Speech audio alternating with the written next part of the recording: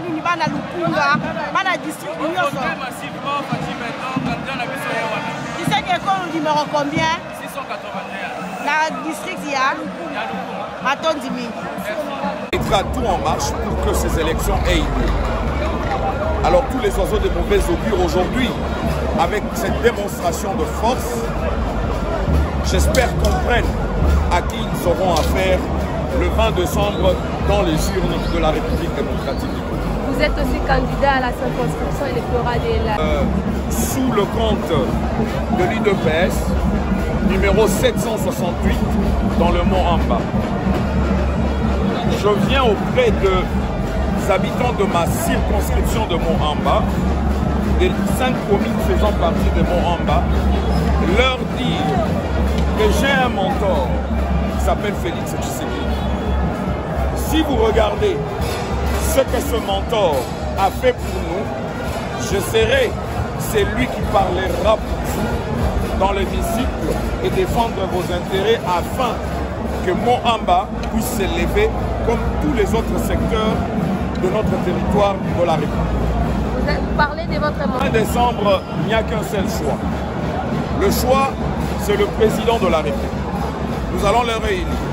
Parce que nous autres connaissons ce qui s'est passé, connaissons ce qu'il a réalisé. Nous refusons de retourner à zéro, mais plutôt de consolider ce qui a été déjà fait, qui veut dire les acquis. Je suis moi-même le candidat 768 pour le Mont Amba.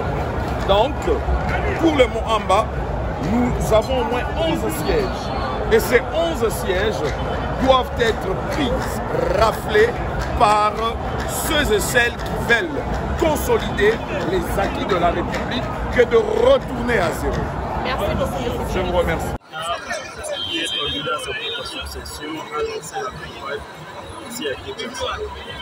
Cette campagne déjà s'annonce déjà comme un très succès parce que vu l'événement d'aujourd'hui, commencer la campagne à Kinshasa et surtout au stade de partir avec cette événement, ça montre réellement l'adhésion de la population dans l'ambition politique du chef de l'État à son président.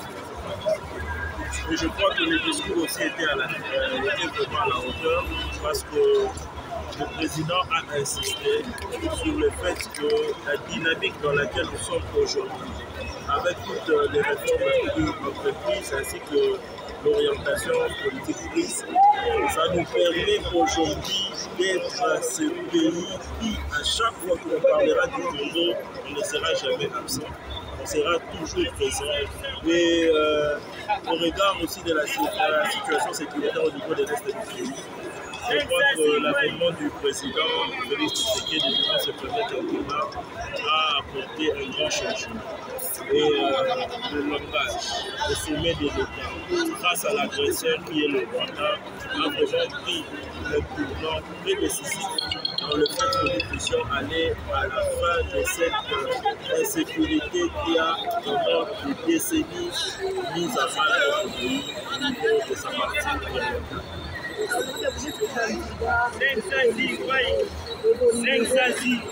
tant que candidat à la députation nationale au niveau du Mont-Amba ainsi qu'à la députation provinciale au niveau de l'EMA. Moi, je suis au numéro 19 et à la députation provinciale de l'EMA, je suis au numéro 4. Tout ce que nous pouvons dire qu'il est important que du point de vue institutionnel, nous puissions accompagner le chef de l'État dans son mission, afin que cette fois-ci, nous puissions apporter un rajeunissement de la classe politique. De nouvelles énergies comme la nôtre, nous souhaitons que la population prenne conscience et nous notifie davantage de confiance dans ces élections qui sont prévues le 20 décembre de cette année. Le chef d'État a lancé son rendez-vous, c'est pourtant votre lancement. Effectivement, en tant que membre de l'UDPS, nous lançons notre campagne directement avec le président. Donc, il était prévu dans notre programme de commencer aussi aujourd'hui, mais dans le quartier Kémi, à Lema.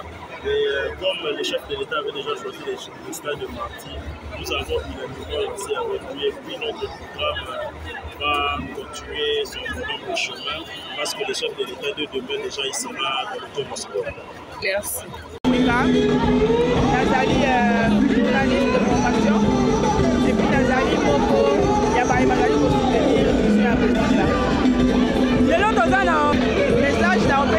moko. Oui, biso ba compatriotes nyonso et ba voter pour la Fachi Beton. Biso moko tomoni bidebo na ye ezalaki palpable. Fachi a promettre a réaliser ma promesse na ye nyonso. Gratuité de l'enseignement. Lelo tokomi na ba route ebele alors qu'il n'y en avait pas. Lelo ba maman na biso ba koyi kobota na ba hôpitaux publics gratuitement. Lelo ba na biso ba otanga gratuitement. Fachi asali makambo ebele. Avec lui on peut encore espérer de bonnes choses pour la RDC. Avec Fachi tout est possible. Qui pouvait imaginer que Soy Fachi aille gratuité enseignement et Rosala. C'est pour dire que ceux qui ont voté sur la Fachi, il y aura qui toque pour la RDC Rosala. Fachi a ça pour battu. Alors on a souci pour la peuple Mobiba.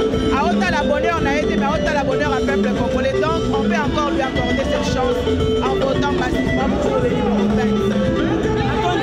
On peut s'entêter. Na bana masima nyonso ya Vimba na bana ya Grand Bandundu ya Vimba masima nimba particulier ne tangu mekuka susu mekokola sambu betu banda kisalu betu pole ya beto yina kele mwana ya bwala yina keso la kutomesa bwana beto ya kwilu ya mai ndombe ya kwango yokwena na twala e mutu na ke nani yokele Fachi Beton bubu ya inde betu mekusa na nima nandi sambu ake betu ke lancer officiellement campagne na beto sambu après awa betu tavanda déployer na ba circonscription na beto mutu na mutu après sala kisalu sambu na voter Fachi Beton na 2023. Merci. Merci Matondo Bina. On a un stade de martyr premièrement pour le lancement de la campagne. Il y a chef de l'État, le président de la République, Fachi Beton. Parce qu'au fait, tout le monde a 5 ans à Fachi, on a sali surtout pour la biso. Moi je suis de la diaspora. On va dire comme pour la visa. Dans on a la nationalité étrangère, mais on a originaire et à Congo. Au moins on a passé dans l'ambassade. Mais Fachi a l'ongolais la biso visa. Rien que pour ça, nous la diaspora, nous le soutenons.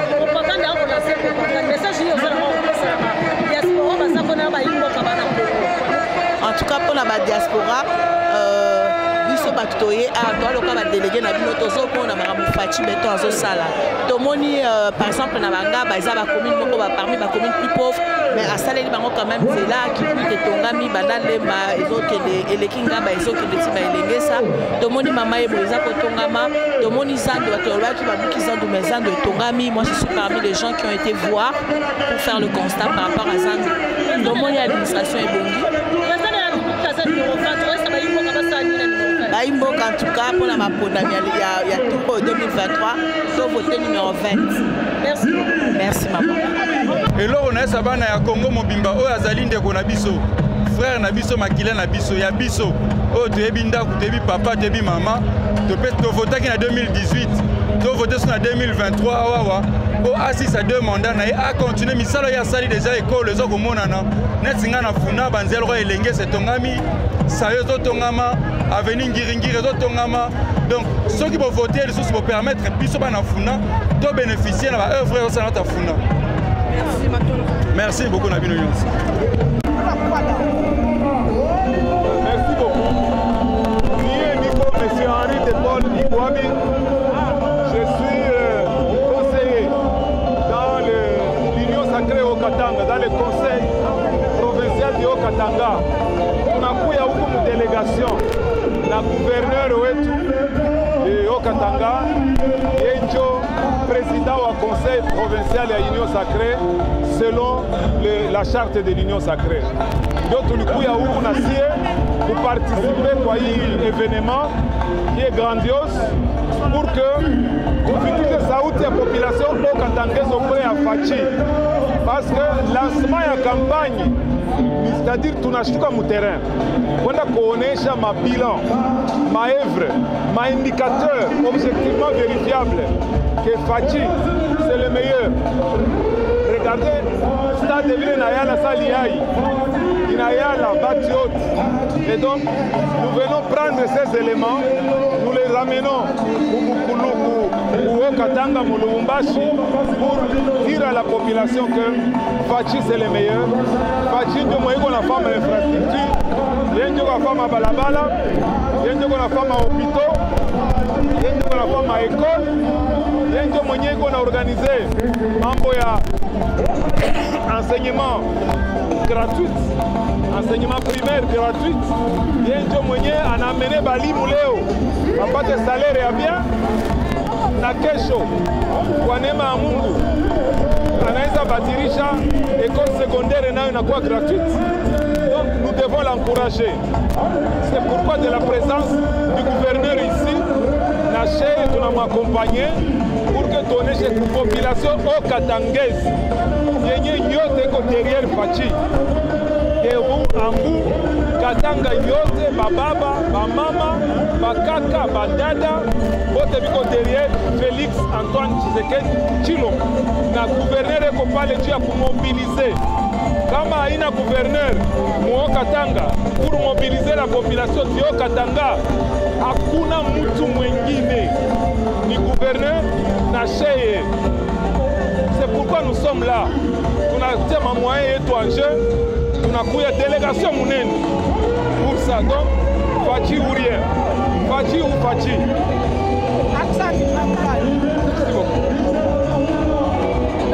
Et Matoumo na candidat député na liste à UDPS na Funa.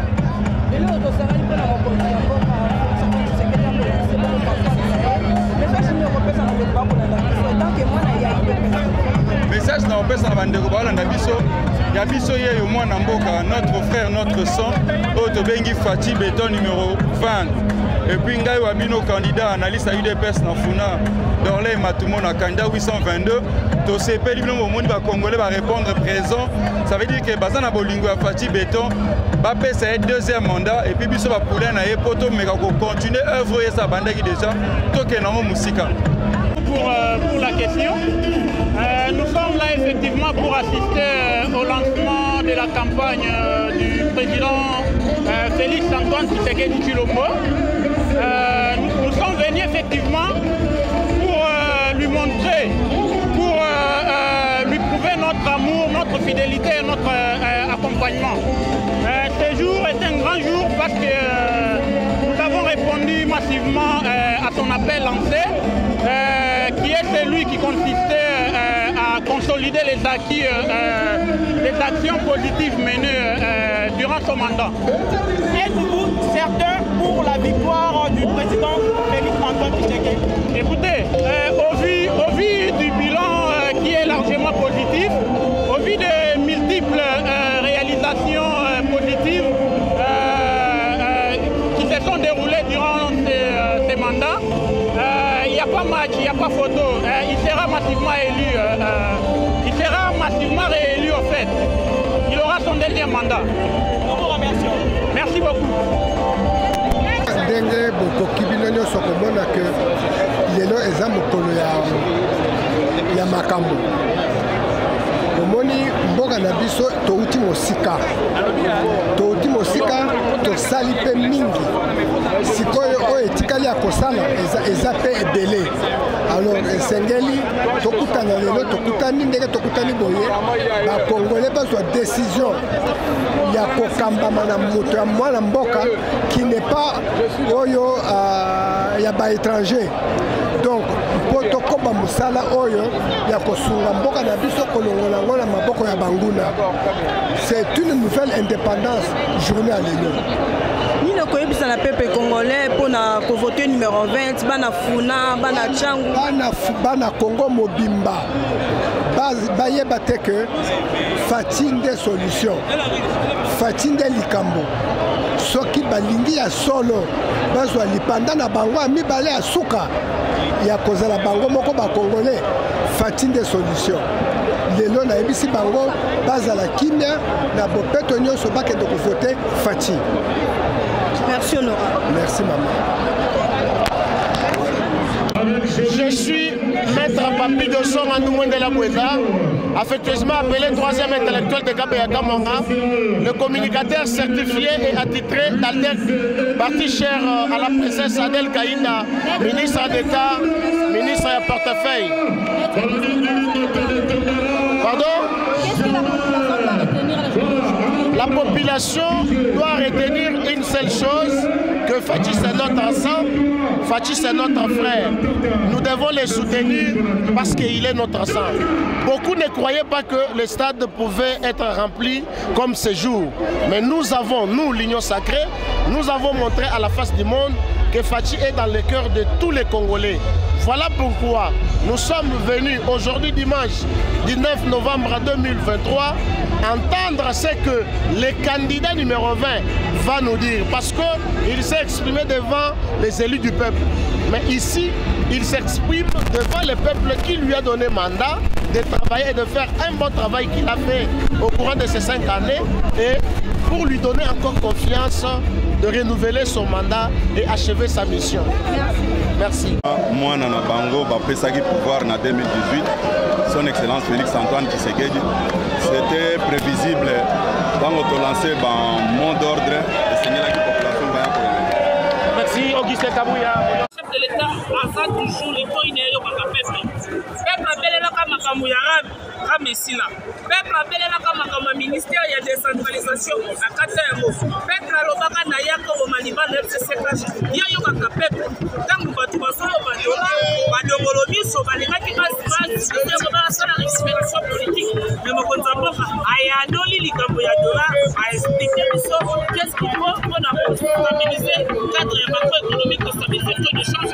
Et voilà les lots, Toline et Sekou Bakassi, des guerres a lancé officiellement campagne ndenge calendrier semestre qui n'a pas candidat nyonso à s'adresser nos Chinois et lobby à kokende kuna na mambo ya Congo Central pour inaugurer ici il y a semence pour na koluka ete stabiliser macroéconomique nalinga mokote lo biso bana ndenge nalina moninga na mape tumba papi joso yekali na mako ya koloba na oyo akani koloba abakisa. Merci beaucoup Bana Togo. Parce que le stade de parti, biso Bana Maman Bana Maman qui prétend la présidence on a maîtrisé le ministère et le portefeuille.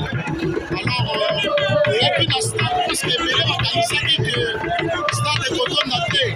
Et puis, nous avons dit que le stade de Sansi, on a écouté les maïs, donc le message de stade le 20 décembre, quand nous avons de voter, il y a un numéro qui faut voter. Alors, puis, on a une sacrée, surtout dans le DEC déjà, le programme déjà sur l'instruction à Maman Del Kaïna en 2023, c'est Fachi Béton pour personne. On ne va pas Congolais. Parce que la Payabazo Tchamiso, on a bâti le Minabango Awa. Vous allez dans ZBD, vous allez dans Bamoussou sur le Bélé, vous allez dans Potia, pour lui, il y a la tête à Moka Congo. Fachi, c'est notre sang, Fachi, c'est notre frère. Nous devons les soutenir. Donc, voilà, la princesse Adèle Kaïna doit soutenir Fachi. Peuple congolais Mobimba, ils sont tous de soutenir Fachi. Au moment des stades de Congo, la colonisation se soutient. Fachi Béton, en tant que candidat, président unique à l'Union Sacrée. Elle va se soigner de la position de Fachi Béton à se prononcer le lot à lobby dans le Congo à ce pays Makas. Merci. Merci.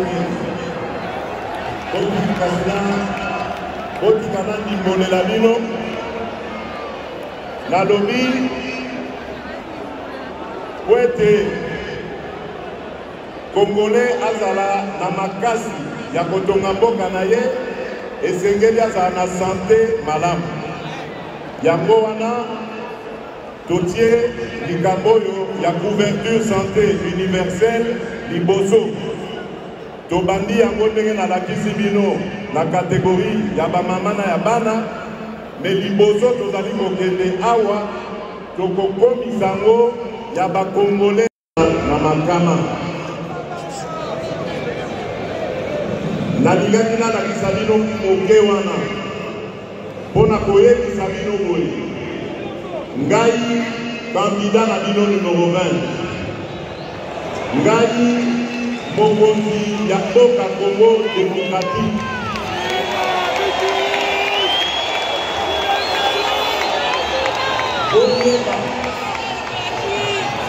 di mokolo nzambe akolongola ngai mpe te akotika kopandoka na ngai te soki kopesa bomoi na nga na kopesa bolingo na bino eloko moko ekosalemela bino te tanke ngai nazali wana. Baoyo bakanisaki te Kongo ezali ya bango, baoyo bakanisaki ete Kongo ezali ya kokabola, baoyo bakanisaki ete Kongo ezali ya koyiba, babongama.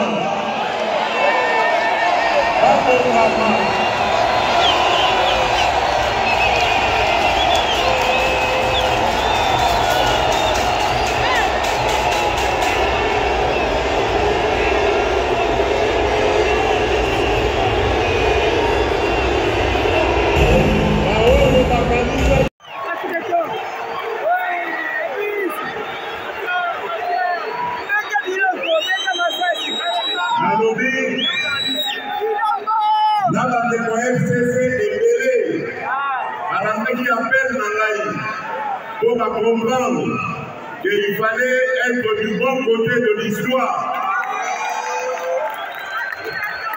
L'histoire yango, tobandi yango na 2020.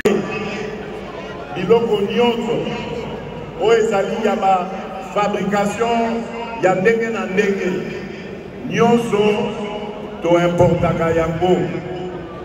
Alors on a importé yango kosomba ngo na bamboka bapaya koya na ngwawa esengaka toujours dollar.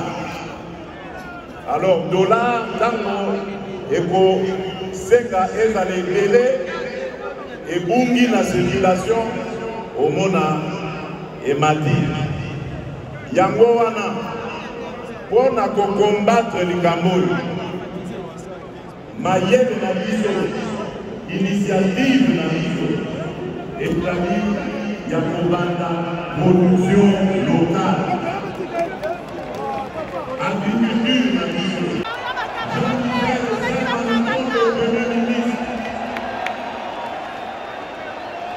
Tango tozala na 2021 na mbula mibale kaka bomoni makambo esalemi na kati ya mboka oyo. Mbula mibale pamba Kongo etelemi. Lelo bakomi kotala biso mpe kobeta lisolo na biso ndenge mosusu na bamboka bapaya. Lelo conférence ata moko te ekoki kosalema na mokili sans que baluka Congo azala wana mpe bapesa ye esika ya motuya union sacrée. nayebi lisusu ndenge tobunda mpona kotonga lingomba oyo tobengi union sacrée. Bandeko na ngai ya union sacrée oyo bolandaka mot d'ordre na ngai na octobre 2020 boteleme bana Guine bana Congo bapesa bino basombote mpe longonya bisika bozali moyen ya kotanga bino nyonso ezali te mpona moi kobosana moko naya komema ngambo te mpe matondo mingi na mosala oyo bosalisi ngai to kamba ekolo. Oui, bana mboka Congo na pesi longonya na bandeko na ngai ya union sacrée pamba te soki tozongisi makanisi nsima bokoyeba lisusu ndenge manda oyo ezali kokende sila ebandaka nanu na coalition oyo tobengaki FCC 4. Coalition wana ekambi mboka pendant 12 ans. Bato bakanisaki ke tozokamba mboka nzoka ezalaki na kati ya bitumba bitumba wana ezalaki ya bamisusu balingi batikala na oyo tobengi statu quo, bamisusu baza kobunda mpona totonga mboka ekende liboso.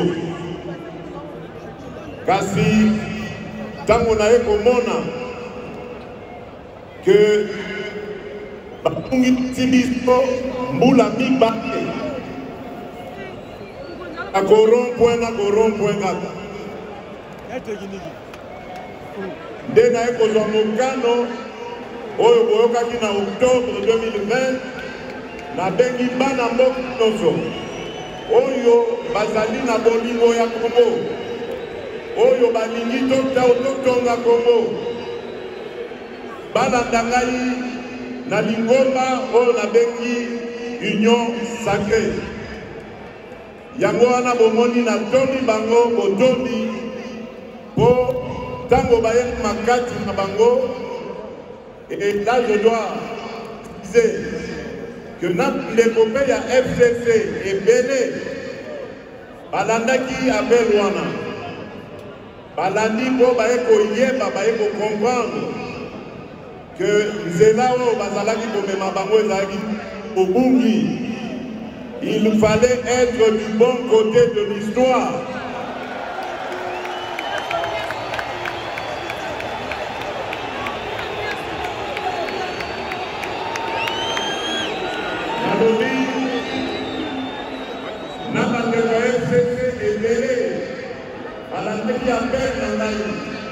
Pour comprendre qu'il fallait être du bon côté de l'histoire. L'histoire yango tobandi yango na makama. Nalingaki nalakisa bino moke wana mpona koyebisa bino boye ngai candidat na bino numéro 20, ngai mokonzi ya mboka Congo démocratique.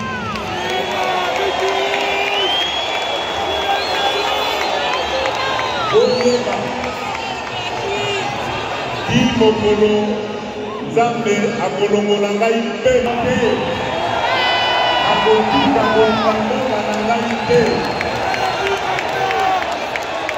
Soki kopesa bomoi na ngai nakopesa bolingo na bino. Eloko moko ekosalemela bino te tanke ngai nazali wana. Baoyo bakanisaki ke Kongo ezali ya bango, baoyo bakanisaki ete Kongo ezali ya kokabola, baoyo bakanisaki ete Kongo ezali ya koyiba, babongama.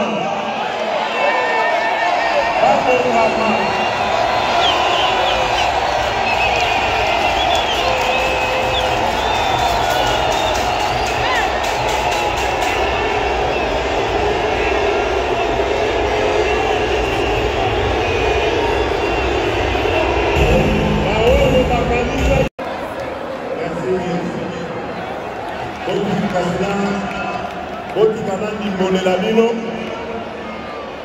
nalobi po ete Congolais azala na makasi ya kotonga mboka na ye esengeli azala na sante malamu. Yango wana totie likambo oyo ya couverture santé universelle liboso. Tobandi yango ndenge nalakisi bino na catégorie ya bamama na ya bana, mais liboso tozali kokende awa tokokomisa yango ya bakongolais.